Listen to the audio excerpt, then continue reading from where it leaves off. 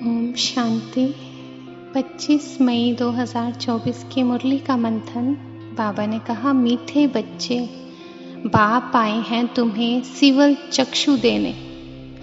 तुम्हें ज्ञान का तीसरा नेत्र मिला है, इसलिए यह आंखें कभी भी क्रिमिनल नहीं होनी चाहिए।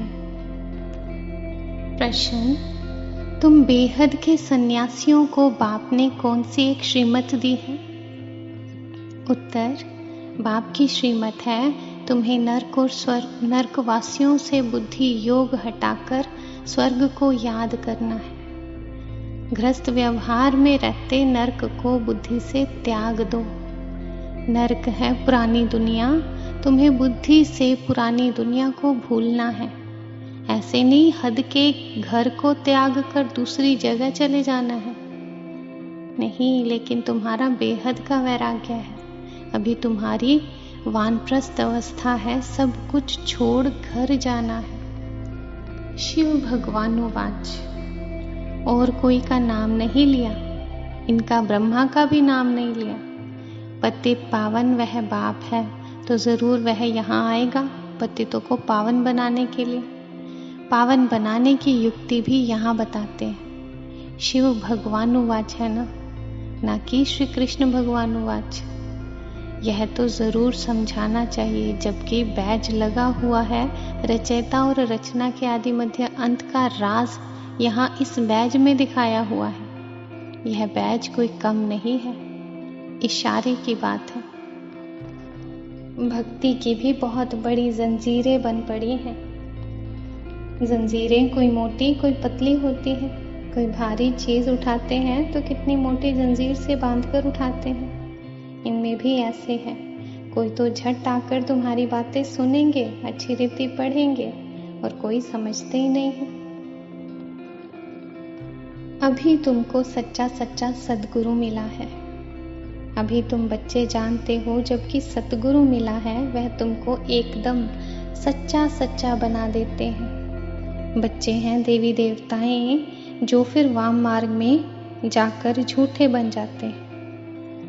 सतयुग में सिर्फ तुम देवी देवताएं रहते हो, वहां और कोई झूठ नहीं, कोई विकार नहीं। अभी तुम बच्चे जानते हो कि हम नास्तिक से आस्तिक बने हैं। रचयिता और रचना के आदि मध्य अंत के ज्ञान को अभी तुमने एक्यूरेट जाना है।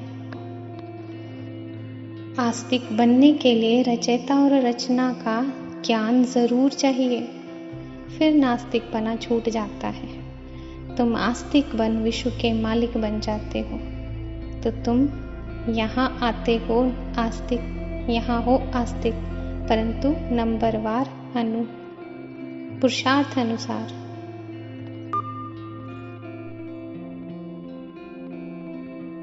अब तुम बच्चों को यह संदेश सबको देना है।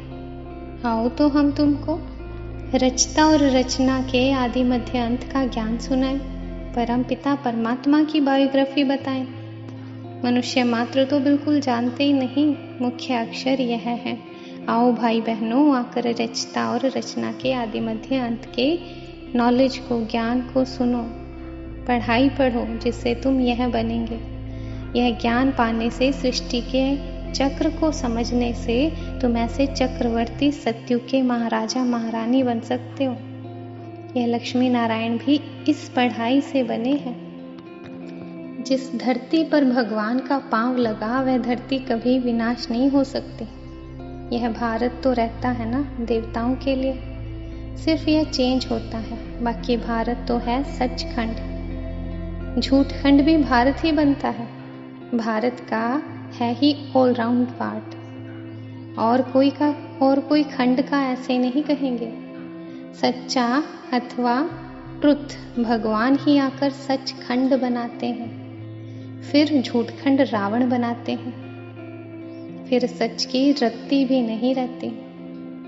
वरदान: देह और देह की दुनिया की स्मृति से ऊंचा रहने वाले, सर्व बंधनों से मुक्त फरिश्ता भव।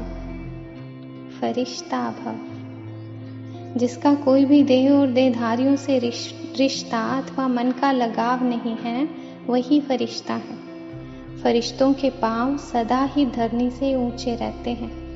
धरनी से ऊंचा अर्थात देहभान की स्मृति से ऊंचा।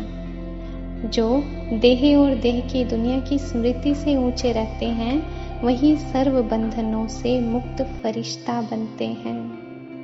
ऐसे फरिश्ते ही डबल लाइट स्थिति का अनुभव करते हैं। स्लोगन: वाणी के साथ चलन और चेहरे से बाप समान गुण दिखाई दे, तब प्रत्यक्षता होगी। ओम शांति।